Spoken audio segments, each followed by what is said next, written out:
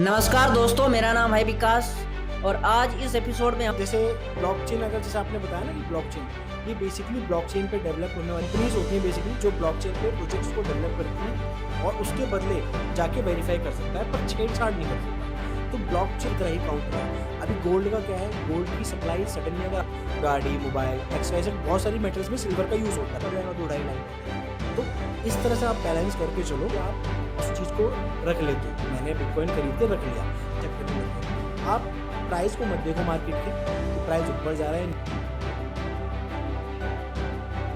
नमस्कार दोस्तों, मेरा नाम है विकास और आज इस एपिसोड में हम बात करेंगे क्रिप्टो करेंसी के बारे में। क्रिप्टो करेंसी क्या होती है, कितने प्रकार की होती है, ब्लॉकचेन क्या है और कैसे काम करती है, जानेंगे। बिटकॉइन, इथेरियम, ऑल्ट कॉइन और मीम कॉइन क्या होती है, इसमें हमें निवेश करना चाहिए या नहीं करना चाहिए, क्रिप्टो के लेके इंडिया में क्या चल रहा है और ऑल ओवर कंट्री में क्या चल रहा है क्रिप्टो के लेके, सारे डिटेल में जानेंगे। आज हमारे मित्र बताएंगे क्रिप्टो करेंसी के बारे में।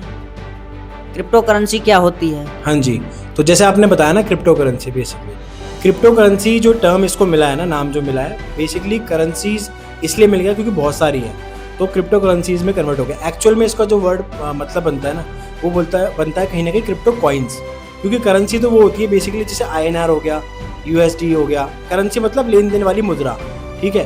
तो बेसिकली करेंसी नहीं है, क्रिप्टो कॉइन्स है, टोकन्स कह सकते हो आप इसको। तो जैसे ब्लॉकचेन, अगर जैसे आपने बताया ना कि ब्लॉकचेन ये बेसिकली ब्लॉकचेन पे डेवलप होने वाली चीज़ें हैं। जैसे अगर मैं आपको एग्जांपल समझाऊँ, सीधा एग्जांपल से, इंडिया में स्टॉक मार्केट है, इंडिया के एग्जांपल लेते हैं। उसमें बहुत सारे शेयर्स हैं, एयरटेल का, वोडाफोन का, रिलायंस का, टाटा का, ठीक है। शेयर्स का लेन देन होता है स्टॉक मार्केट में, ठीक है। और कंपनियां हैं उनके पीछे जो शेयर्स को वो करती है, बेसिकली IPO करती है, लॉन्च करती है। तो ऐसे ही क्रिप्टो करेंसीज है, क्रिप्टो टोकन्स कह लो या क्रिप्टो कॉइन्स कह लो आप। तो वो क्या होता है, कंपनीज होती हैं बेसिकली जो ब्लॉकचेन पे प्रोजेक्ट्स को डेवलप करती हैं और उसके बदले टोकन्स या कह सकते हो आप कॉइन्स, जैसे मैंने बताया, वो लॉन्च किया जाता है बेसिकली। तो वो ब्लॉकचेन पे लॉन्च किया जाता है। बेसिकली मेन मतलब जो है क्रिप्टो करेंसीज का यही है कि डिजिटल एक तरह से मुद्रा कहीं ना कहीं, उनका कोई फिजिकल वो नहीं होता, सब कुछ लेन देन जो होता है वो डिजिटली होता है। और ब्लॉकचेन ये कैसे काम करती है? देखो, जो ब्लॉकचेन है बेसिकली बेस जो है ना इसका क्रिप्टो करेंसी का, वो ब्लॉकचेन ही है। ब्लॉकचेन जो है वो थर्ड लेयर लेजर होता है एक तरह से। जैसे अगर मैं आपको थोड़ा पहले का टाइम बताऊं कि पैसे जो है पहले बही खाता वगैरह कैसे मैनेज होता था। पहले स्टार्टिंग में जो है सिंगल एंट्री बुक आई थी कि एक क्रेडिट एक डेबिट हो रहा था, ठीक है। उसके बाद जब दौर आया, धीरे धीरे आगे हम डेवलपमेंट करते चले गए, आगे दौर बढ़ा तो आया दौर डबल एंट्री बुक सिस्टम का, ठीक है, कि डेबिट क्रेडिट हो रहा है इस तरफ और एक डेबिट क्रेडिट हो रहा है इस तरफ, ठीक है। ट्रिपल लेयर जो है ना वो अब ये ब्लॉकचेन के रूप में है बेसिकली। ये बहुत ही एक तरह से डिसेंट्रलाइज है। ब्लॉकचेन खैर होती बहुत प्रकार की हैं, पर मैं वैसे बता रहा हूँ मेन जो होती है कि डिसेंट्रलाइज होती है एक तो ब्लॉकचेन, ठीक है। दूसरा क्या है, इसमें 3 तरह की एंट्रीज होती हैं, डेबिट, क्रेडिट, ठीक है, वो तो एंट्री होगी। एक होती है आपके पास, सपोज मैंने आपको कोई क्रिप्टो करेंसी भेजी है, मैंने आपको बिटकॉइन भेजा, तो एक एंट्री मेरे पास हो गई कि मैंने आपको बिटकॉइन सेंड किया, ठीक है। एक एंट्री आपके पास आ गई कि आपने बिटकॉइन रिसीव किया। एक एंट्री जो है वो पब्लिक लेजर में चल जाती है, ब्लॉकचेन पे चल जाती है, मतलब वो पब्लिकली हो जाती है, उसको कोई भी जाके वेरीफाई कर सकता है पर छेड़छाड़ नहीं कर सकता। तो ब्लॉकचेन जो है एक रेवोल्यूशनरी टेक्नोलॉजी है। इंडियन गवर्नमेंट से लेकर अब बहुत सारी बड़ी बड़ी कंपनियां, बड़ी बड़ी गवर्नमेंट्स जो है ना, वो बड़ी बड़ी ब्लॉकचेन जैसे इथेरियम हो गई, सोलाना हो गई, पॉलीगॉन हो गई। पॉलीगॉन जो है वो इंडिया की है। तो ब्लॉकचेन का धीरे धीरे स्कोप बहुत खुल रहा है, लोग ब्लॉकचेन डेवलपर्स भी बन रहे हैं अब धीरे धीरे। तो ब्लॉकचेन जो है एक डिसेंट्रलाइज मतलब बेसिकली वो होती है और एक काफ़ी सिक्योर होती है। जो भी इसमें ट्रांजैक्शन आप करते हो ना, उसको आप चेंज नहीं कर सकते, बदल नहीं सकते। एक बार जो ब्लॉकचेन में कोडेड होके सेव हो गया या अपलोड हो गया कह सकते हो, या फीड हो गया बेसिकली, तो वो आप चेंज नहीं कर सकते। तो ब्लॉकचेन काफ़ी सिक्योर टेक्नोलॉजी है बेसिकली। तो अगला सवाल मेरा ये है कि बिटकॉइन और इथेरियम में अंतर क्या होता है? देखो, जैसे आपने पूछा ना बिटकॉइन और इथेरियम का फ़र्क, बहुत मेजर फ़र्क है बिटकॉइन और इथेरियम का। बिटकॉइन जो अगर मैं वैसे बताऊं, सबसे पहली क्रिप्टो करेंसी थी तो 2008-2009 के आसपास आई थी। सतोशी नाकामोटो एक पर्सन, एक ऑर्गेनाइजेशन कह सकते हो, उसने इसका वाइट पेपर लॉन्च किया था, ठीक है। और तभी से ये पॉपुलर हो गई थी। पूरी तरह से डिसेंट्रलाइज है बिटकॉइन। इसको आज के टाइम में कहीं ना कहीं गोल्ड से कंपेयर करते हैं कि डिजिटल गोल्ड है ये, ठीक है। उसका भी मैं आगे कारण बताऊंगा। उसके बाद जो 2013-14 में आई थिंक इथेरियम लॉन्च हुआ था, तो तो इन दोनों को आप ऐसा समझ सकते हो जैसे आज के ज़माने के सोना और चांदी हो गए ना, दोनों की ही वैल्यू है, सोने की थोड़ी ज़्यादा है, इस तरह से बिटकॉइन की थोड़ी ज़्यादा है। रीज़न उसके पीछे क्या है, उसका जो क्रिएटर है वो अननोन है, अभी पता नहीं कर पाए। जबकि इथेरियम का क्रिएटर कहीं ना कहीं हमें पता है कि कौन है, विटालिक बुटेरिन है, वो इथेरियम का क्रिएटर है। और बेसिकली क्या है, उसको डिजिटल गोल्ड इसलिए भी बोलते हैं बिटकॉइन को कि उसकी सप्लाई जो है ना, टोटल जो बिटकॉइन जो माइन होने हैं वो सिर्फ 21 मिलियन होने हैं। उसमें से 1-2 मिलियन तो किसी बंदे पर थे, वो गायब भी हो चुके, तो और शॉर्टेज है उसकी सप्लाई की, समझ रहे हो।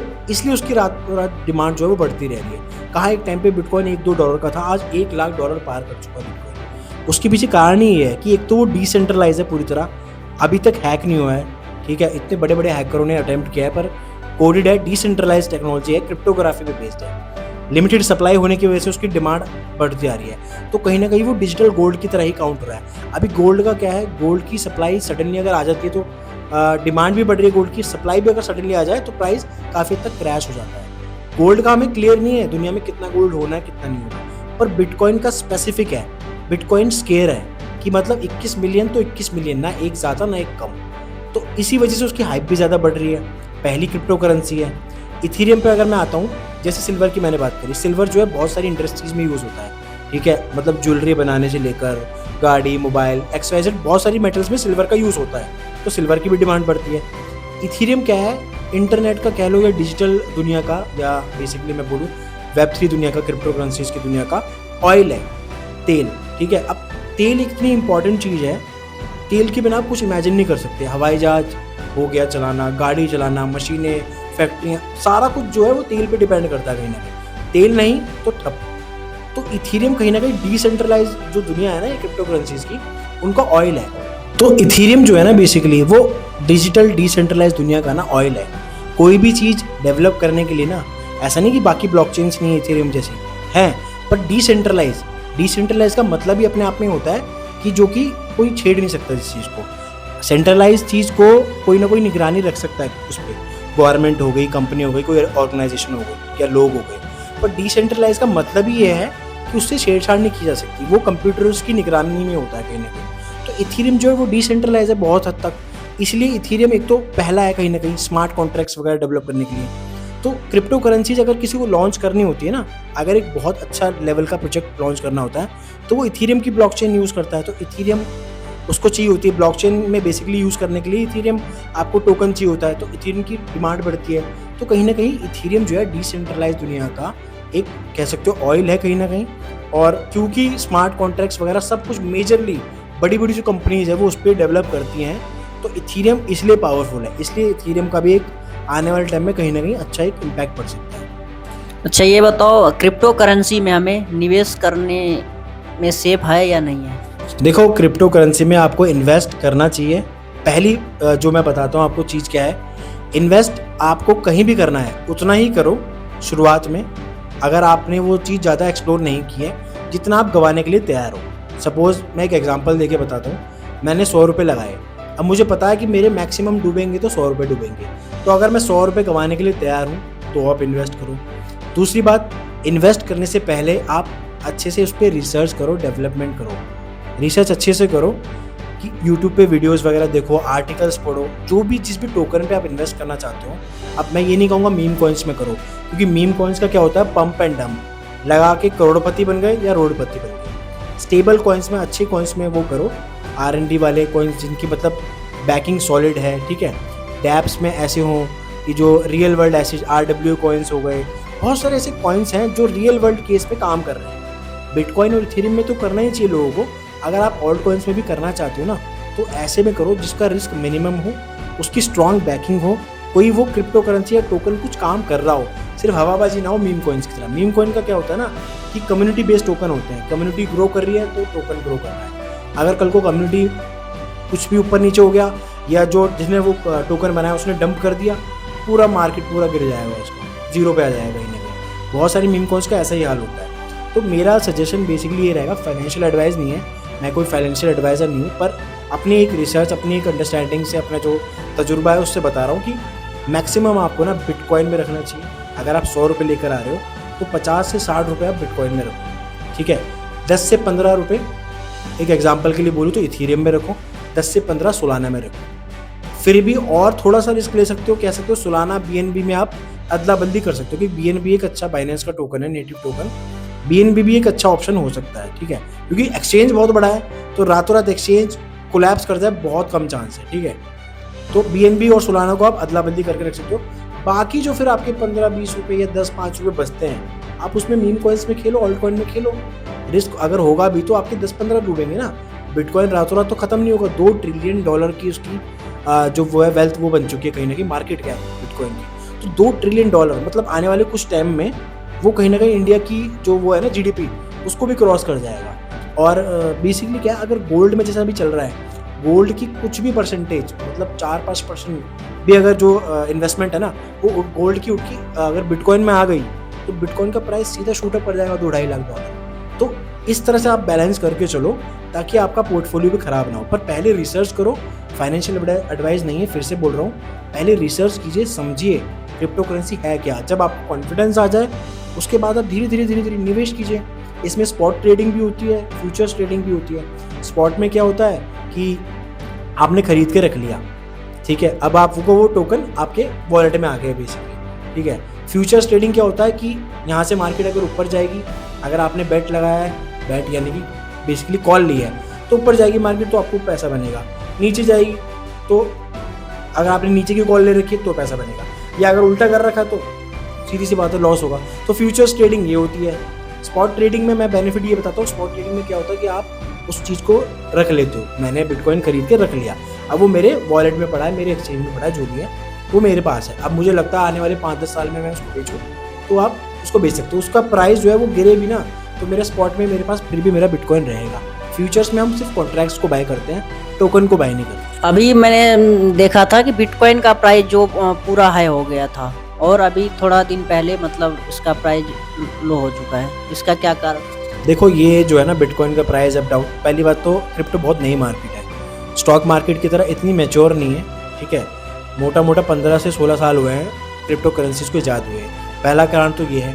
दूसरा, मार्केट में करेक्शंस आते रहते हैं, ठीक है। क्यों आते हैं, रीज़न ये है, कभी हमारे जो डोनाल्ड ट्रंप जी हैं, यूएस के प्रेसिडेंट हैं, कभी उनकी ट्वीट से फ़र्क पड़ जाता है, इधर से यूएस कुछ कर देता है, उधर से चाइना कुछ कर देता है। कभी कभी अभी पीछे ही किसी वेल ने, सतोशी के टाइम का था वो बंदा वेल, उसने बहुत सारे बिटकॉइन को सेल किया, तो सेल ऑफ प्रेशर से भी बिटकॉइन एकदम से डंप करता है, थोड़ा सा करेक्शन लेता है बेसिकली, पर फिर धीरे धीरे रिकवर कर जाता है। तो बिटकॉइन में फिर भी सेफ है आपका पैसा, अगर मैं बताऊँ तो। क्यों? क्योंकि डिसेंट्रलाइज है, वो एक एक्चुअल काम है बिटकॉइन का, एक एक्चुअल एसेट है वो, ठीक है। एसेट क्लास बनता जा रहा है धीरे धीरे। वो बहुत बड़ी जो बड़ी कंपनी जैसे अमेजोन, फेसबुक, मेटा वगैरह, गूगल को वो काफ़ी हद तक सरपास कर चुका है अपने मार्केट कैप में, ठीक है। तो वो भी इतने कम टाइम में, अमेजोन, फेसबुक, गूगल को 20-20, 30-30 साल हो गए ऑलमोस्ट, मैं मान के चलूँ 20 साल तो हो गए, पर 20 साल में वो आप यहाँ जाके मार्केट कैप पे पहुँची है। बिटकॉइन को मुश्किल से 10 साल या 15 साल हुए हैं, और अभी उसका उतना पोटेंशियल लोगों को पता भी नहीं है, स्टिल वो यहाँ खड़ा है, ठीक है। तो पम्प डंप तो ये चीज़ चलती रहती है, करेक्शन वगैरह होता है मार्केट में, सेल ऑफ होता है, लोग बाय करते हैं। माइक्रो स्ट्रेटेजी की जो माइक्रो सेलर है, जो कि कहीं ना कहीं एक टाइम पे बिटकॉइन को निकालियाँ देते थे, बहुत बड़े बड़े बैंक्स हो गए, इंस्टीट्यूशंस हो गए, डोनाल्ड ट्रंप भी बिटकॉइन को बहुत क्रिटिसाइज करते थे, नो डाउट। आज वही इसकी वाहवाही करते हैं कि भाई ये तो रेवोल्यूशनरी टेक्नोलॉजी है, हर किसी को बिटकॉइन रखना चाहिए, आपको अपने बैंकर के पास नहीं जाना चाहिए बिटकॉइन के लिए, पहले खुद रखो बिटकॉइन। जिसके पास जितना ज़्यादा बिटकॉइन, उसका आगे का फ्यूचर उतना ही सेफ, क्योंकि उसको कहीं ना कहीं फ्यूचर का एसेट, फ्यूचर का कहीं ना कहीं आप बोल सकते हो करेंसी बताया जा रहा है। मैंने सोच रहा हूँ कि बिटकॉइन में एसआईपी करने के लिए, या हमारे आम जनता के लिए कुछ बताओ कि एसआईपी शुरू करना चाहते हैं। देखो, आप क्रिप्टो करेंसी में एक चीज़ और है, जैसे नॉर्मल स्टॉक मार्केट होती है ना, वो आपकी 9:30 बजे खुलती है, 3:30 बजे बंद होती है, जो भी, मैं इंडियन स्टॉक मार्केट की बात कर रहा हूँ बेसिकली, ठीक है। वो गवर्नमेंट हॉलीडेज पे बंद होती हैं, सैटरडे संडे बंद होती हैं, तो लिमिटेड टाइम के लिए खुलती है। क्रिप्टो करेंसीज में ऐसा नहीं है। क्रिप्टो करेंसीज कोई गवर्नमेंट हॉलीडे पे बंद नहीं होती, 24 घंटे 7 दिन आप उसमें ट्रेडिंग कर सकते हो, इन्वेस्टमेंट कर सकते हो, एसआईपी भी कर सकते हो। यहाँ पर अगर मुझे स्टॉक मार्केट में कोई शेयर खरीदना है, मान लीजिए एक शेयर की कीमत 2000 रुपये है, मैं उसका छोटा पोर्शन नहीं खरीद सकता। क्रिप्टो करेंसी में आप ऐसा कर सकते हो, आप 100 रुपये का भी बिटकॉइन खरीद सकते हो, 100 रुपये का भी इथीरियम खरीद सकते हो, ठीक है। तो जो जॉब करने वाले बंदे हैं बेसिकली, जो जॉब करते हैं, तो उनको अगर टाइम नहीं मिलता ना, तो 24/7 का मतलब ही है कि आप रात को भी अगर अवेलेबल हो ना, तो आप रात को भी ट्रेड कर सकते हो, आप छुट्टी वाले दिन भी ट्रेड कर सकते हो, और आप SIP भी कर सकते हो। बहुत सारे इंडियन एक्सचेंज भी ऐसा ऑफर देते हैं कि जो आप इंडियन INR में पैसे इन्वेस्ट करके आप SIP शुरू कर सकते हो, बिटकॉइन, इथेरियम, किसी में भी।